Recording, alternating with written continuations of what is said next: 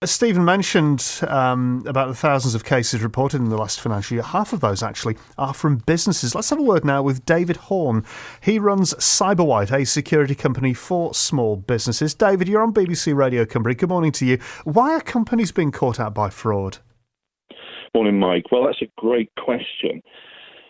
Unfortunately, the fraudsters or the cyber criminals do not actually really differentiate between individuals and organizations.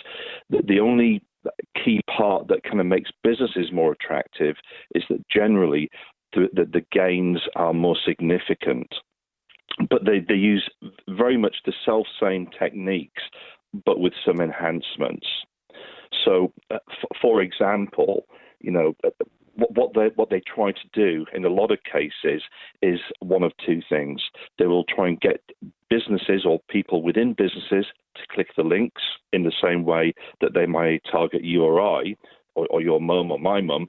Or the other option is they will spoof an email address in the same way they can spoof telephone numbers.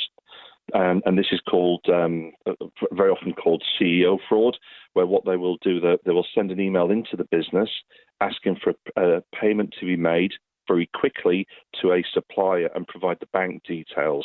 And they kind of rely on the fact that there's a pressure from a boss or a senior manager or director, and therefore they won't want to challenge it and will therefore process a payment and then send that payment to the details as provided by the fraudster. What's your advice to us then, David, as somebody who works in this line of work? What's your advice so that businesses listening, individuals listening, don't become a victim of a scam?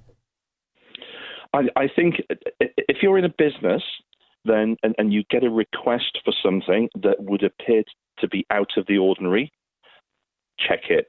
Always check, because if your managing director or your CEO would not ordinarily ask you to undertake a certain action, to send a payment, and then you get a request to do just that, then the chances are it's not right. The second part is to have a look and just look at the email address to see if that email address is legitimate, because they do what we call typo squatting.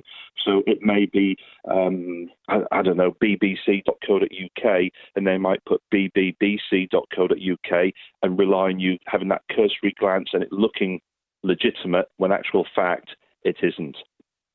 I think in terms of individuals, I think you've already cut this off really well, in that what you need to do is never take or provide unsolicited callers with any personal information. So, as you quite say, nobody will ask you for your password. No one will ask you for bank details, anything like that. And for my part, even when I do get a call from my bank, I will never give them the information. I will terminate the call and then I will call them back. David, thank you. Good advice reiterated there. David Horn from security company Cyberwhite. It's BBC Radio Cumbria.